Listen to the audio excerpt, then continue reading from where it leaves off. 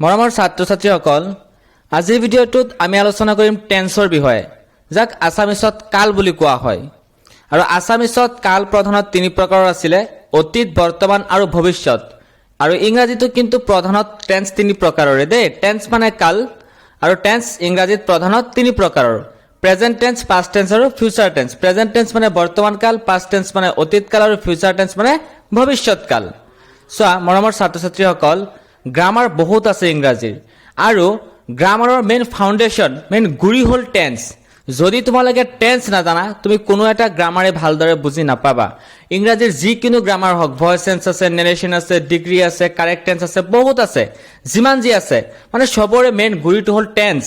যদি তোমাৰ ঘৰৰ ফাউন্ডেশনটো ঠিক নহয় ঘৰখন কিন্তু ঠিক নহব বুজি পালা ঠিক একেদৰে তুমি যদি টেন্স ভালকে বুজি নোপোৱা টেন্স যদি তুমি ভালকে নাজানা কোনো গ্ৰামাৰে তুমি ভালকে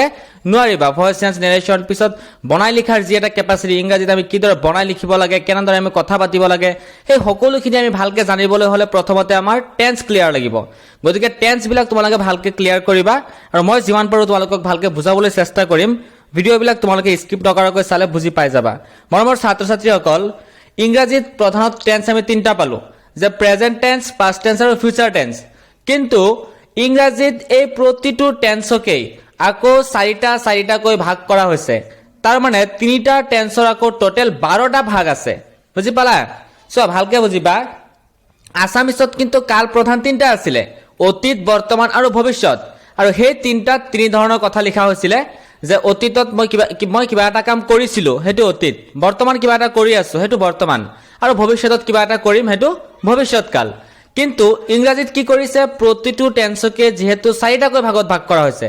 তাৰ মানে টোটাল ভাগ হৈ গল কিমান 12টা ভাগ আৰু সেই 12টা ভাগত 12 ধৰণৰ কথা লিখা হ'ব তাৰ মানে 12টা ভাগত 12 ধৰণৰ বাক্য হ'ব আৰু 12 ধৰণৰ ফৰমেট থাকিব তাৰ মানে প্ৰতিটো টেন্সৰে বাক্যবিলাকৰ গঠন বেলেগ বেলেগ থাকিব প্ৰতিটো টেন্সৰ বাক্যবিলাক বেলেগ বেলেগ ধৰণৰ হ'ব বেলেগ বেলেগ সময়ৰ কথাবিলাক হ'ব আৰু সেই বিষয়ে আজি আমি ডিসকাস কৰিম মৰমৰ ছাত্ৰ ছাত্ৰীসকল এতিয়া চোৱা প্ৰেজেন্ট টেন্সৰ ভাগ চাৰিটা প্ৰেজেন্ট টেন্সৰ ভাগ চাৰিটা আছিল present indefinite tense present continuous tense present perfect tense আৰু প্ৰেজেন্ট পাৰফেক্ট কন্টিনিউয়াস টেন্স একেদৰে কিন্তু পাষ্ট টেন্সৰো চাৰিটা ভাগ আছে আৰু ফিউচাৰ টেন্সৰো চাৰিটা ভাগ আছে সেম ভাগ কেটা সেম খালি আমি প্ৰেজেন্টৰ জায়গাত পাষ্ট লিখিলে হল আৰু ফিউচাৰ লিখিলে হল মানে প্ৰেজেন্ট টেন্সৰ যি চাৰিটা ভাগ পাইছো একেদৰে পাষ্ট টেন্সৰো চাৰিটা ভাগ আছে আৰু ফিউচাৰ টেন্সৰো চাৰিটা ভাগ আছে দে এই ভাগ টোটাল হল 12টা এটা 12 ভাগত 12 ধৰণৰ কথা হ'ব এটা প্ৰথমতে আমি শিকিম প্ৰেজেন্ট টেন্সৰ ভাগ চাৰিটাৰ বিষয়ে তাৰ মানে প্ৰেজেন্ট টেন্সৰ প্ৰথম ভাগটো কি আছিল প্ৰেজেন্ট ইনডিফিনিট টেন্স হে প্ৰেজেন্ট ইনডিফিনিট টেন্সৰ বিষয়ে আমি প্ৰথমতে শিকিম প্ৰেজেন্ট ইনডিফিনিট টেন্সত বাক্যবিলাক কেনে ধৰণৰ হ'ব কেনে ধৰণৰ বাক্যবিলাক প্ৰেজেন্ট ইনডিফিনিট টেন্সত লিখা হ'ব বা প্ৰেজেন্ট ইনডিফিনিট টেন্সৰ বাক্যবিলাকৰ গঠন কেনেকুৱা হ'ব সেই বিষয়ে এতিয়া আমি শিকিম মৰমৰ ছাত্ৰ ছাত্ৰীসকল সো ভিডিঅ'টো ভালকে বুজি লবা যদি তোমালোকৰ লিখা নাই তেন্তে লিখি লবা আৰু চেনেলটো সাবস্ক্ৰাইব কৰি ভিডিঅ'টো লাইক কৰি দিবা মৰমৰ ছাত্ৰ ছাত্ৰীসকল এতিয়া চোৱা প্ৰেজেন্ট ইনডিফিনিট টেন্সৰ ফৰমেশনটো চোৱা ফৰমেশন মানে বাক্যটোৰ গঠন আমি কিদৰে প্ৰেজেন্ট ইনডিফিনিট টেন্সৰ বাক্যটো আমি গঠন কিদৰে কৰিব লাগিব সো প্ৰথমতে লিখিব লাগিব সাবজেক্ট তাৰ পিছত লিখিব লাগিব মেইন ভাৰ্বৰ প্ৰেজেন্ট ৰূপ মৰমৰ ছাত্ৰ ছাত্ৰীসকল ইয়াতে কৈ থও যে তোমালোকে ভাৰ্বল লিষ্ট জানিব লাগিব কিন্তু দে লিষ্ট অফ ভাৰ্ব তোমালোকে পঢ়িবা মই দিব নোৱাৰিম বহুত আছে ভাৰ্বল লিষ্ট তোমালোকে অৰ্থ সহকাৰে কোনো কিতাপ চাই পঢ়ি লবা ভাৰ্বল লিষ্টখিনি জানিলে তোমালোকৰ কাৰণে টেন্স আৰু ইজি হৈ যাব আৰু আগলৈ ভয়েস চেঞ্জ কৰিলে নেৰেশন কৰিলে হেবিলাকত ভাৰ্বল লিষ্ট লাগিবই গতিকে ভাৰ্বল লিষ্টখিনি ভালকে পঢ়ি থবা আৰু ইয়াত চোৱা ফৰমেশনটো কি ক'লে যে সাবজেক্টৰ পাছত মেইন ভাৰ্বৰ প্ৰেজেন্ট ৰূপ মানে সাবজেক্ট থাকিব সাবজেক্ট যেটোৱে হয় আই উই U De he she যেটোৱে subject হয় সেই সাবজেক্টৰ পাছতে যদি মেইন ভাৰ্বৰ প্ৰেজেন্ট ৰূপটো থাকে কোনো এটা ভাৰ্বৰ প্ৰেজেন্ট ৰূপ থাকে তেনেহলে আমি গম পাই যাম কি বাক্যটো প্ৰেজেন্ট ইনডিফিনিট টেন্সৰ দে মানে সাবজেক্টৰ পাছত মেইন ভাৰ্বৰ প্ৰেজেন্ট ৰূপ থাকিলে আমি গম পাম বাক্যটো প্ৰেজেন্ট ইনডিফিনিট টেন্স তাৰ পিছত চোৱা নেগেটিভ মানে তোমাৰ প্ৰেজেন্ট ইনডিফিনিট টেন্সৰ বাক্য এটা আমি নহয় বোধক কেনেকৈ বনাম নেগেটিভ মানে নহয় বোধক বাক্য দে আমি কি কৰিব লাগিব চোৱা প্ৰথমতে আমি লিখিব লাগিব সাবজেক্ট তাৰ পিছত লিখিব লাগিব ডু বা ডাজ তাৰ পিছত লিখিব লাগিব নট মানে সাবজেক্টৰ পাছত ডু বা ডাজ নট মানে ডু নট বা ডাজ নট থাকিব আৰু মেইন ভাৰ্বৰ প্ৰেজেন্ট ৰূপ যে সাবজেক্টৰ পাছত ডু নট বা ডাজ নট থাকি মেইন ভাৰ্বৰ প্ৰেজেন্ট ৰূপ থাকিলে আমি গম পাই যাম বাক্যটো প্ৰেজেন্ট ইনডিফিনিট টেন্স তাৰ পিছত চোৱা ইন্টাৰগেটিভ মানে প্ৰশ্নবোধক আমি প্ৰেজেন্ট ইনডিফিনিট টেন্সৰ বাক্য এটা প্ৰশ্নবোধকত কেনেকৈ লিখিম মানে ইন্টাৰগেটিভত কেনেকৈ লিখিম সো কি দিলো যে প্ৰথমতে লিখিব লাগিব ডু বা ডাজ ইন্টাৰগেটিভ কৰোতে প্ৰথমতে আমি কি লিখিম ডু বা ডাজ তাৰ পিছত লিখিম সাবজেক্ট তাৰ পিছত লিখিব লাগিব মেইন ভাৰ্বৰ প্ৰেজেন্ট ৰূপ মেইন ভাৰ্ব যিটোৱে থাকে আমি তাৰ প্ৰেজেন্ট ৰূপটো লিখি দিলে হ'ল এতিয়া চোৱা তলত প্ৰেজেন্ট ইনডিফিনিট টেন্সৰ গিভ ভাৰ্বৰ ৰূপ দেখুৱা হ'ল মানে তলত মই গিভ ভাৰ্বটো দি পেলাই এটা ৰূপ দেখাইছো প্ৰেজেন্ট ইনডিফিনিট টেন্সৰ বাক্যবিলাক কেনেকুৱা ধৰণৰ হ'ব পাৰে চোৱা person singular number plural number বুজি লবা ফাৰ্স্ট পাৰ্সন মানে প্ৰথম পুৰুষ সেকেন্ড পাৰ্সন মানে দ্বিতীয় পুৰুষ থাৰ্ড পাৰ্সন মানে তৃতীয় পুৰুষ দে ফাৰ্স্ট পাৰ্সনত চোৱা সিঙ্গুলাৰ নাম্বাৰ মানে একবচনত কি হ'ব আই গিভ আৰু প্লুৰাল নাম্বাৰ মানে বহুবচনত কি হ'ব উই গিভ ফাৰ্স্ট পাৰ্সন সিঙ্গুলাৰত আই গিভ আৰু প্লুৰালত উই গিভ সেকেন্ড পাৰ্সনত কি হ'ব চোৱা ইউ গিভ আৰু থাৰ্ড পাৰ্সনত কি হ'ব he she it name gives আৰু প্লুৰালত হ'ব দে গিভ মানে প্ৰেজেন্ট ইনডিফিনিট টেন্সৰ বাক্যবিলাক কেনেকুৱা ধৰণৰ হ'ব হেতুহে এটো যে সাবজেক্ট থাকিব আৰু মেইন ভাৰ্বৰ প্ৰেজেন্ট ৰূপ আমি ভাৰ্বটো লৈছিলো গিভ আৰু তাৰ প্ৰেজেন্ট ৰূপটো কি হয় গিভে হয় গতিকে সাবজেক্টৰ পিছত মেইন ভাৰ্বৰ প্ৰেজেন্ট ৰূপ লিখি দিলো তাৰ মানে বাক্যবিলাক present indefinite tense so third person singular নাম্বাৰটো চোৱা যে হি শি ইট নেম আৰু তাৰ পাছত যে আমি ভাৰ্বটো যে দিলো গিভ তাৰ লগত এটা এস যোগ হৈছে চাইছানে গিভস বুলি আছে তাত এস টো কিয় যোগ হৈছে গম পাইছানে মানে যদি কোনো এটা বাক্য প্ৰেজেন্ট ইনডিফিনিট টেন্স হয় তাৰ মানে প্ৰেজেন্ট ইনডিফিনিট টেন্সৰ ক্ষেত্ৰত যদিহে সাবজেক্টটো থাৰ্ড পাৰ্সন সিঙ্গুলাৰ নাম্বাৰ হয় তেনেহলে মেইন ভাৰ্বৰ লগত সদায় এস বা ইএস যোগ কৰিব লাগে সাবজেক্টটো third person singular number so পাৰ্সনটো থাৰ্ড আৰু subject third person singular number S N আছে মানে singular number he she it name হি বা শি বা ইট বা কোনো মানুহৰ নাম চাম থাকিলে এইবিলাক কি হয় থাৰ্ড পাৰ্সন সিঙ্গুলাৰ নাম্বাৰ গতিকে আমি মেইন ভাৰ্বৰ লগত এটা এস বা ইএস যোগ কৰিব লাগে গিভৰ লগত অলৰেডি ই আছিল গতিকে আমি অকল এস যোগ কৰিছো বুজি পাইছানে এটো আছিল প্ৰেজেন্ট ইনডিফিনিট টেন্সৰ বাক্যবিলাকৰ গঠন তাৰ পিছত চোৱা সাম আদাৰ এক্সাম্পল অন্য কিছুমান উদাহৰণ দি দিছো প্ৰেজেন্ট ইনডিফিনিট টেন্সৰ প্ৰথম বাক্যৰে চোৱা উই ইট ৰাইস সাবজেক্ট কি আছে উই আৰু মেইন ভাৰ্বটো কি আছে ইট তাৰ প্ৰেজেন্ট ৰূপ আছে সাবজেক্টৰ পাছতে মেইন ভাৰ্বৰ প্ৰেজেন্ট ৰূপ গতিকে বাক্যটো প্ৰেজেন্ট ইনডিফিনিট টেন্স তাৰ পিছৰ বাক্যটো চোৱা হি গোজ টু স্কুল সাবজেক্ট আছে হি লগতে আছে মেইন ভাৰ্বৰ প্ৰেজেন্ট ৰূপ আছে গো ইয়াত আমি ইএস যোগ কৰিছো যেহেতু সাবজেক্টটো হি আছে আৰু হি হ'ল থাৰ্ড পাৰ্সন সিঙ্গুলাৰ নাম্বাৰ হলে মেইন ভাৰ্বৰ লগত এস বা ইএস যোগ হয় প্ৰেজেন্ট ইনডিফিনিট টেন্সত হে দে বেলেগ টেন্সত কিন্তু নহব মৰমৰ ছাত্ৰ ছাত্ৰীসকল ভালকে বুজি লবা উই ইট ৰাইস সাবজেক্টৰ পাছত মেইন ভাৰ্বৰ প্ৰেজেন্ট ৰূপ আছে পিছৰটো চোৱা হি গোজ টু স্কুল সাবজেক্টৰ পাছত মেইন ভাৰ্বৰ প্ৰেজেন্ট ৰূপ আছে গতিকে দুইটা বাক্য কোন টেন্স হয় প্ৰেজেন্ট ইনডিফিনিট টেন্স বুজি পালানে এতিয়া চোৱা এই দুটা বাক্যক আমি নেগেটিভ সেন্টেন্সলৈ কিদৰে পৰিৱৰ্তন কৰিম তাৰ মানে প্ৰেজেন্ট ইনডিফিনিট টেন্সৰ বাক্য আমি নেগেটিভত কেনেকৈ লিখিব লাগিব চোৱা নেগেটিভ সেন্টেন্স আমি কি কৰিছো চোৱা উই ডু নট ইট ৰাইস আমি নেগেটিভত পাইছিলো যে সাবজেক্টৰ পাছত ডু নট বা ডাজ নট দিব লাগে আৰু উই থাকিলে ডু নট হয় দে উই ডু নট ইট ৰাইস তাৰ পিছৰটো চোৱা he does not go to school ইয়াত থাৰ্ড পাৰ্সন সিঙ্গুলাৰ নাম্বাৰ হি আছে কাৰণে আমি ডু নিলিখি ডাজ লিখিছো does not go to school দে প্ৰথমটোত কৈছিলে উই ইট ৰাইস তাৰ মানে আমি ভাত খাও তাৰ নেগেটিভত ক'লে যে উই ডু নট ইট ৰাইস তাৰ মানে আমি ভাত নাখাও নহয় বোধক বাক্য এটা এটো হ'ল নহয় বোধক বাক্য তাৰ পিছৰটো চোৱা ইন্টাৰগেটিভ মানে প্ৰশ্নবোধকত আমি কেনেকৈ লিখিম দে আমি প্ৰশ্ন কেনেকৈ কৰিম চোৱা প্ৰথম বাক্যটো আছিলে উই ইট ৰাইস এই বাক্যটোক যেতিয়া আমি ইন্টাৰগেটিভলৈ পৰিৱৰ্তিত কৰিম প্ৰথমতে আমি কি লিখিব লাগিব ডু লিখিম তাৰ পিছত লিখিম সাবজেক্ট প্ৰথমতে ডু তাৰ পিছত সাবজেক্ট তাৰ পিছত মেইন ভাৰ্বৰ প্ৰেজেন্ট ৰূপ মানে ডু উই ইট ৰাইস বুজি পালানে আমি ইন্টাৰগেটিভত পাইছিলো প্ৰথমতে ডু বা ডাজ লিখিব লাগে তাৰ পিছত সাবজেক্টটো লিখিব লাগে তাৰ পিছত মেইন ভাৰ্বৰ প্ৰেজেন্ট ৰূপ লিখিব লাগে তাৰ পিছৰ বাক্যটো চোৱা does he go to school he স্কুললৈ যায় নে তেনেকুৱা ধৰণৰ বুজাইছে দেই প্ৰথমত কৈছিলে যে উই ইট ৰাইস আমি ভাত খাও পিছৰটোত ক'লে উই ডু নট ইট ৰাইস আমি ভাত নাখাও পিছৰটোত ক'লে ডু উই ইট ৰাইস তাৰ মানে আমি ভাত খাও নে এই গোটেইকেইটা বাক্য প্ৰেজেন্ট ইনডিফিনিট টেন্সৰ বুজি পালানে প্ৰেজেন্ট ইনডিফিনিট টেন্সৰ বাক্যবিলাক কেনেকুৱা ধৰণৰ হ'ব পাৰে বুজি পাইছা যে সাবজেক্টটোৰ পিছত মেইন ভাৰ্বৰ প্ৰেজেন্ট ৰূপ থাকিলে গম পাই যাবা বাক্যটো প্ৰেজেন্ট ইনডিফিনিট টেন্স আৰু ডু বা ডাজ থাকি মেইন ভাৰ্বৰ প্ৰেজেন্ট ৰূপ থাকিলে হ'ল বুজি পালা এইখিনি আছিল প্ৰেজেন্ট ইনডিফিনিট টেন্সৰ বাক্য তাৰ পিছত চোৱা মৰমৰ ছাত্ৰ ছাত্ৰীসকল বুজি লবা যে এতিয়া আমি যিখিনি শিকিলো এতিয়া বৰ্তমান আমি যিখিনি কথা শিকিলো এতিয়ালৈকে এইখিনি জাস্ট মানে ফৰ্মেশ্যন নেগেটিভ ইণ্টাৰগেটিভ যিখিনি বস্তু আমি শিকিলো ইয়াত জাস্ট আমি এইটো বস্তুৱে শিকিলো যে ইংৰাজীৰ বাক্য এটা প্ৰেজেন্ট ইনডিফিনিট টেন্সত থাকিলে আমি কেনেকৈ চিনি পাম মানে ফৰ্মেশ্যন নেগেটিভ ইণ্টাৰগেটিভ এইখিনি বস্তু জানিলে তুমি এইটোৱে চিনি পাবা যে ইংৰাজীৰ বাক্য এটা প্ৰেজেন্ট ইনডিফিনিট টেন্স হয় নে নহয় সেইটো চিনি পাবা দেই এতিয়া যে আছামিছৰ বাক্য এটা প্ৰেজেন্ট ইনডিফিনিট টেন্সত হ'ব বুলি তুমি কেনেকৈ জানিবা তাৰমানে আছামিছৰ কোনবোৰ বাক্য প্ৰেজেন্ট ইনডিফিনিট টেন্সত লিখিব লাগে তাৰ কাৰণে চোৱা আছামিছৰ নিয়মটো চোৱা মই নিয়ম এটা লিখি দিছো চোৱা যে চিৰসত্য আৰু অভ্যাগত কাম বুজোৱা বাক্যবোৰ প্ৰেজেন্ট ইনডিফিনিট টেন্সত লিখিব লাগে মানে কোনো এটা বাক্যৰ যদি কোনো চিৰসত্য কাম বুজাইছে বা অভ্যাগত কাম বুজাইছে তেনেহলে কি কৰিবা তুমি বাক্যটো প্ৰেজেন্ট ইনডিফিনিট টেন্সত লিখিবা বুজি পাইছানে যেনে চোৱা পৃথিৱী ঘূৰণীয়া এইটো এটা চিৰসত্য কথা দেই কোনেও সলনি কৰিব নোৱাৰে পৃথিৱী ঘূৰণীয়া মানে দ্য আৰ্ট ইজ ডাউন এইটো প্ৰেজেন্ট ইনডিফিনিট টেন্সৰ বাক্য তাৰপিছতে চোৱা মানুহ মৰণশীল মেন ইজ মৰ্টেল চোৱা তোমালোকৰ মনত এটা প্ৰশ্ন আহিব পাৰে ইয়াত ইজ কিয়নো আহিছে দ্য আৰ্ট ইজ ডাউন বা মেন ইজ মৰ্টেল ইজনো কিয় আহিছে ইজটো ফৰ্মেশ্যনত নাছিলে চোৱা ইজ অহাৰ কাৰণ এইটোৱেই যে ইয়াত কোনো মেইন ভাৰ্ব নাই গতিকে ইজটোক আমি ভাৰ্ব হিচাপে ধৰি লৈছো দেই ইয়াত কোনো মেইন ভাৰ্ব নাই কাৰণে আমি কি কৰিছো ইজ দি লৈছো বুজি পাইছানে তাৰপিছতো চোৱা সূৰ্য পূবফালে উদয় হয় the sun rises in the east চিৰসত্য কথা সূৰ্য পূবফালে উদয় হয় গতিকে আমি প্ৰেজেন্ট ইনডিফিনিট টেন্সত লিখিছো বুজি পাইছানে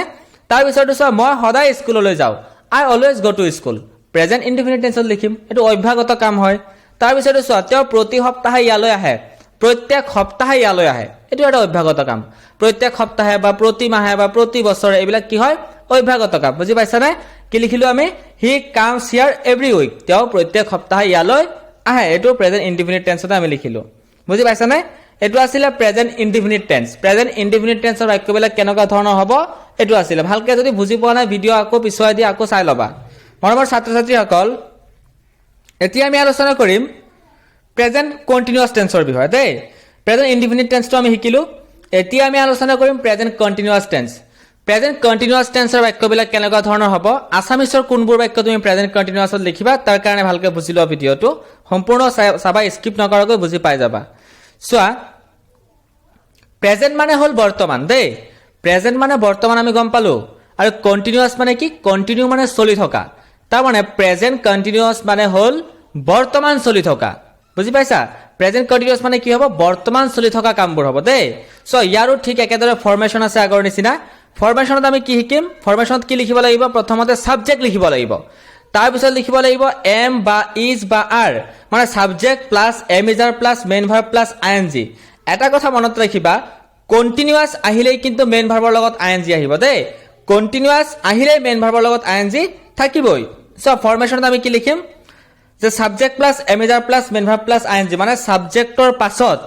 এম বা ইজ বা আৰ থাকি মেইন ভাৰ্বৰ লগত যদি আইএনজি থাকে তুমি গম পাই যাবা বাক্যটো প্ৰেজেন্ট কণ্টিনিউয়াছ টেন্স দেই আকৌ নেগেটিভটো চোৱা মানে প্ৰেজেন্ট কণ্টিনিউয়াছ টেন্সৰ নহয় বোধক বাক্য এটা তুমি কেনেকৈ লিখিবা নেগেটিভত লিখিব লাগিব সাবজেক্টৰ পাছত am is are plus not plus main verb plus I N G মানে সাবজেক্টৰ পাছত এম বা ইজ বা আৰ থাকিব তাৰ পাছত নট থাকিব তাৰ পিছত মেইন ভাৰ্বৰ লগত আইএনজি থাকিব তেতিয়া তুমি গম পাই যাবা বাক্যটো প্ৰেজেন্ট কণ্টিনিউয়াছ টেন্স আকৌ ইন্টাৰগেটিভটো চোৱা মানে প্ৰশ্নবোধক প্ৰেজেন্ট কণ্টিনিউয়াছ টেন্সৰ বাক্য এটা তুমি প্ৰশ্নবোধক কেনেকৈ বনাবা প্ৰশ্ন কেনেকৈ কৰিবা প্ৰেজেন্ট কণ্টিনিউয়াছত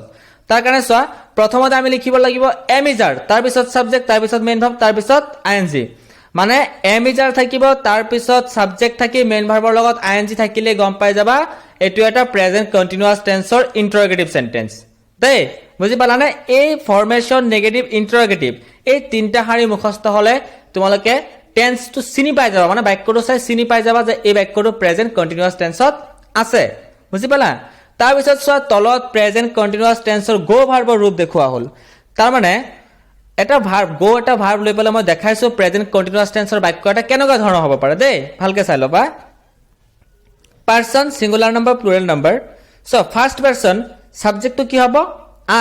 আইৰ লগত সদায় এম হয় দেই আইৰ লগত সদায় এম হ'ব আৰু মেইন ভাৰ্বটো আমি কি লৈছিলো গো লৈছিলো তাৰ লগত কি দিব লাগিব I N G main verb plus I N G ফৰ্মেশ্যনত আছিল subject plus am is are plus main verb plus I N G সাবজেক্টটো হ'ল আইৰ লগত সদায় এম হয় মেইন ভাৰ্বটো আমি গো লৈছো আৰু তাৰ লগত হ'ব আইএনজি তাৰ মানে আই এম গোইং আকৌ প্লুৰেল নম্বৰত কি হ'ব চোৱা সাবজেক্ট হল উই আৰু উইৰ লগত সদায় আৰ হয় মেইন ভাৰ্ব গো লৈছিলো লগত হ'ব আইএনজি তাৰ মানে উই আৰ গোয়িং সেকেন্ড পাৰ্সনত হ'ব ইউ আৰ গোয়িং আৰু থাৰ্ড পাৰ্সনত হ'ব he she it name is going third person সিঙ্গুলাৰত কিন্তু যিটোৱে সাবজেক্ট হক তাৰ লগত কি হ'ব ইজ গোয়িং দে তাৰ পিছত চোৱা দে আৰ গোয়িং বুজি পাইছানে মানে প্ৰেজেন্ট কন্টিনিউয়াস টেন্সৰ বাক্যবিলাক এনেকুৱা ধৰণৰ হ'ব আৰু চোৱা সাম আদাৰ এক্সাম্পল অন্য কিছুমান উদাহৰণ দি দিছো প্ৰেজেন্ট কন্টিনিউয়াস টেন্সৰ বাক্য চোৱা যে she is writing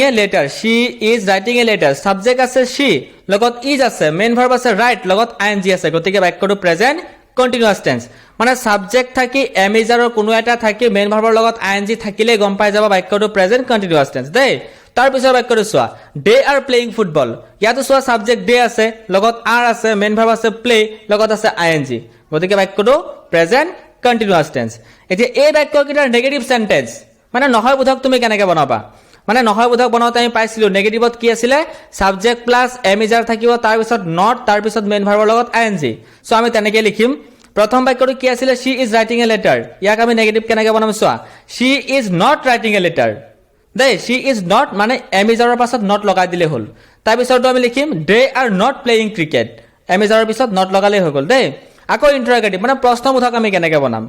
present continuous টেন্সৰ প্ৰশ্নবোধক বাক্যটা আমি কেনেকৈ লিখিম প্ৰথমতে কি এমিজাৰ প্ৰথমত আহি যাব আমি পাইছিলো প্ৰথম বাক্যটো আছিল she is writing a letter year is টো আহি যাব প্ৰথমত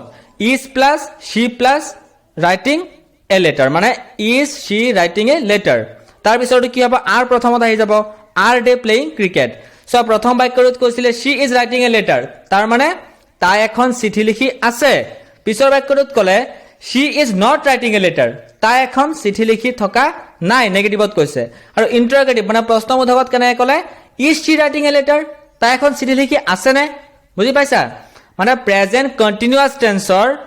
এটা ফৰমেশন মতে বাক্যটা কেনেকৈ লিখিব লাগিব আকৌ সেই বাক্যটোক আমি নহয় বোধক নেগেটিভত কেনেকৈ লিখিম আকৌ সেই বাক্যটোক আমি ইন্টাৰগেটিভ মানে প্ৰশ্নবোধকত কেনেকৈ লিখিম বুজি পালা এতিয়া এইকেইটা আছিল প্ৰেজেন্ট কন্টিনিউয়াস টেন্সৰ বাক্য দেই এতিয়া চোৱা এতিয়া যিখিনি শিকিলো আমি ইয়াত গম পালো যে প্ৰেজেন্ট কন্টিনিউয়াস টেন্সৰ ইংৰাজী বাক্যটা কেনেকুৱা হ'ব মানে ইংৰাজী বাক্যটো আমি কেনেকৈ চিনি পাম এতিয়া আসামিছৰ কোনবোৰ বাক্য তুমি প্ৰেজেন্ট কন্টিনিউয়াসত লিখিবা তাৰ কাৰণে জানিব লাগিব আসামিছৰ নিয়মটো দেই আসামিছৰ নিয়মটো ভালকৈ বুজিবা প্ৰেজেন্ট কন্টিনিউয়াস টেন্সৰ আসামিছৰ কোনবোৰ বাক্য তুমি প্ৰেজেন্ট কন্টিনিউয়াস টেন্সত লিখিবা সো প্ৰেজেন্ট মানে আছিল বৰ্তমান আৰু কন্টিনিউয়াস মানে চলি থকা মই অলৰেডি ক'লোৱে